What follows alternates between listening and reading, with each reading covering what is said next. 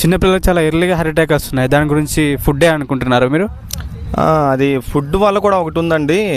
Plus ఏంటంటే మాత్రం పిల్లల్ని మనం సరిగ్గా ఆడిపించకపోయినా, వాళ్ళ మీద మాత్రం బాగా చదువు అని చెప్పేసి ప్రెజర్ పెట్టినా కూడా వాళ్ళ ఆలోచన విధానం వచ్చేసి వేరే రకంగా ఉంటుంది కదా.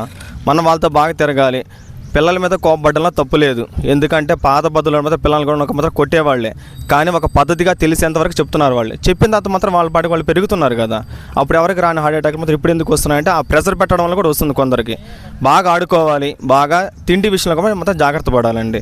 ఇలాంటి విషయాలు కానీ జాగ్రత్త పడారంటే మాత్రం ఖచ్చితంగా ఎవరికైనా మాత్రం ఎలాంటి హెల్త్ ఇష్యూస్ రావు చాలా వరకు.